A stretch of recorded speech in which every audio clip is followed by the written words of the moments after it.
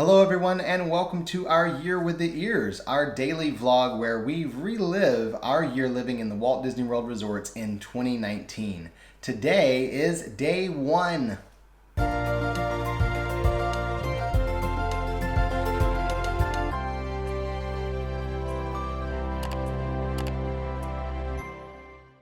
After sleeping in after a very long New Year's Eve, we slept in and left our tiny house, checked out of there, and went over to Old Key West. Now this was the first time we had ever stepped foot in Old Key West. We had never been there before, let alone stayed there.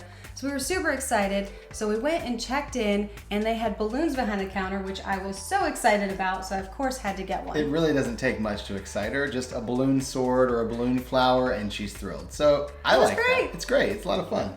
Now, after we checked in, the room wasn't ready yet, so we went and decided to explore because we had never been there before, and we ran into Chip 'n Dale. Which was really surprising. They had this adorable photo opportunity with the 2019 balloons and Chip 'n Dale in their New Year's outfits.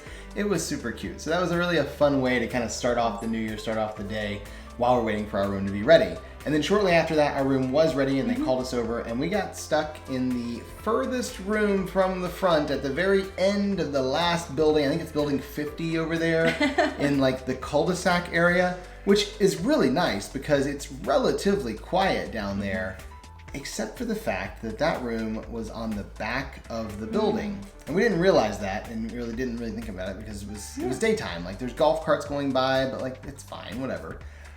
But that also backs up to a road, and that road is rather busy, especially at night with traffic coming back from Disney Springs, things like that. After we checked in, we took pictures. We did not do a room tour because we weren't doing those at the time. We didn't know that people needed them. Yeah, we just took some pictures and we're like, okay, this is cool, and the room tours didn't start until later, which we'll catch up to that here in just a couple weeks.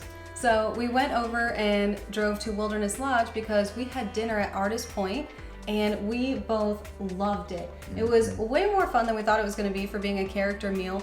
Grumpy was super grumpy. Dopey was really happy and just the cutest thing, dancing all over the place. Snow White was dancing everywhere, and we actually had a table right across from the Evil Queen, so she pretty much glared at us the whole time. It was kind of creepy, honestly, trying to eat dinner while the Evil Queen just sits there staring at you the entire time and judging you for your table manners.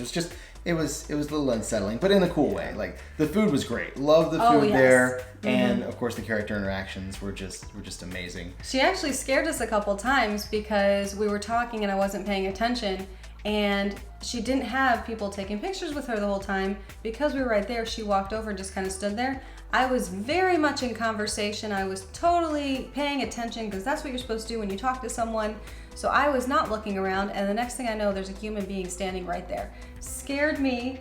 He thought it was hilarious. It was the funniest thing. Like it was very similar to when we ate at Be Our Guest on our honeymoon. Oh my goodness. And when we ate at Be Our Guest on our honeymoon, our room was right next to the area where Beast does the meet and greet after dinner.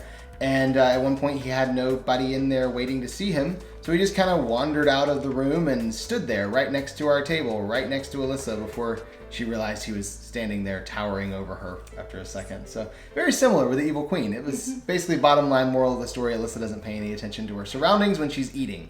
So if you want to sneak up on her, really that's the time to do it. That's really fair.